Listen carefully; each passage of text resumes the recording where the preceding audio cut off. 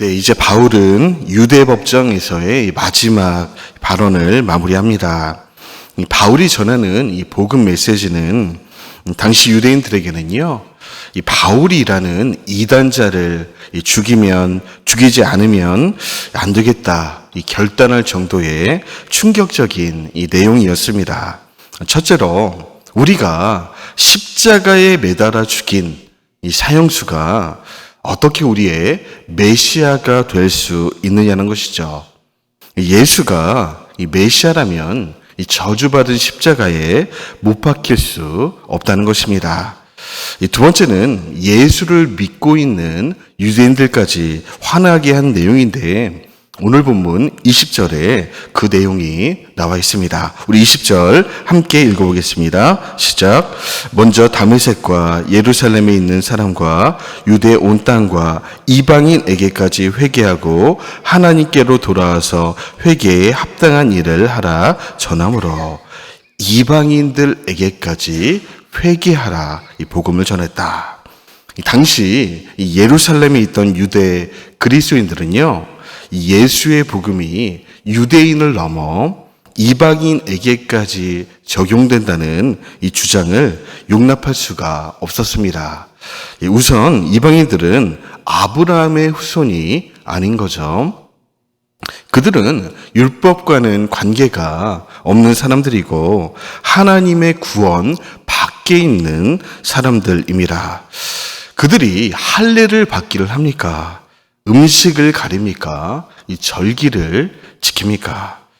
우리 유대인들은 지금 뼈가 빠지게 율법을 지키고 분투하고 있는데, 너희들은 이 구원을 얻기 위해 하나님의 가족이 되기 위해 한 일이 대체 뭐가 있느냐는 것이죠. 유대인들의 입장에서 이방인들이 하나님의 가족이 될 수 있는 유일한 방법은 유대인으로 개종하는 방법뿐이었습니다. 바울도 당연히 이렇게 생각하고 있었죠. 그런데 이 다메섹 도상에서 예수님을 만난 이후 바울은 하나님의 마음을 알게 되었습니다. 이방인들일지라도 예수님 안에서라면 얼마든지 하나님의 가족이 될 수 있다. 이 복음은 유대인과 이방인을 차별하지 않으며 누구든지 예수를 믿고 회개하면 동일한 성령을 받을 수 있게 된다. 예수님께서 이 땅에 오셔서 하신 일이 바로 이것입니다. 그 유대인과 이방인 사이에 가로막혀 있던 이 벽을 십자가로 무너뜨리시고 한 가족이 되게 하셨다는 것이죠. 오늘 본문 23절에 나와 있는데요. 23절을 함께 읽어보겠습니다. 시작. 곧 그리스도가 고난을 받으실 것과 죽은 자 가운데서 먼저 다시 살아나사 이스라엘과 이방인들에게 빛을 전하시리라 함이니이다 하니라. 이러한 바울의 복음, 즉 이방인을 향한 복음이, 그 소식이 가장 선명하게 드러난 이 책이 에베소서인데요. 이 에베소서 2장 18절을 제가 쉬운 말 번역으로 읽어드리겠습니다.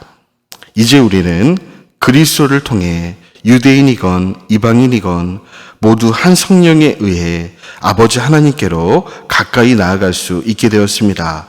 그러므로 이제 여러분은 더 이상 낯선 나그네도 아니요 이방인도 아닙니다.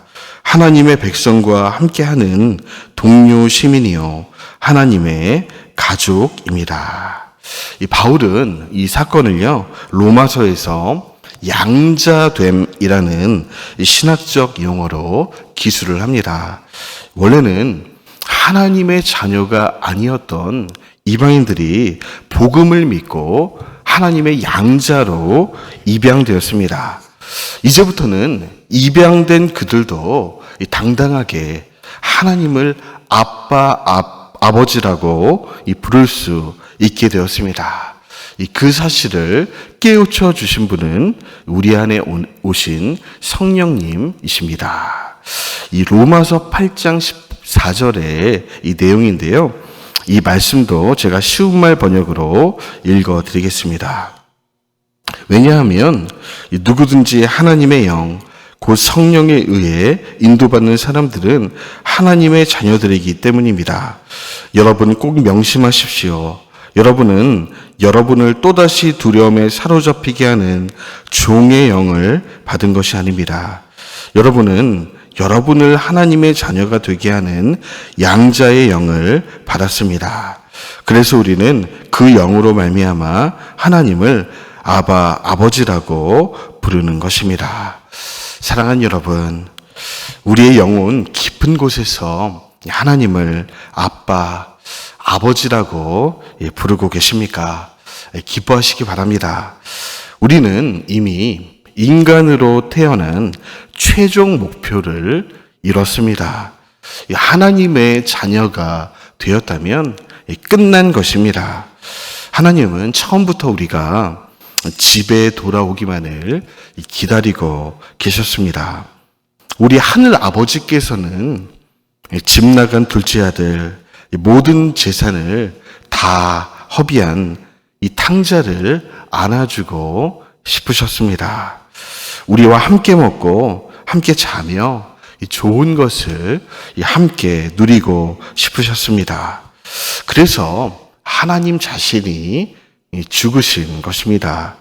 바울은요, 이 복음의 비밀을 깨달았습니다. 인생의 가장 높은 성취는 이 땅에 썩어질 이 부와 명예의 성공이 아니구나.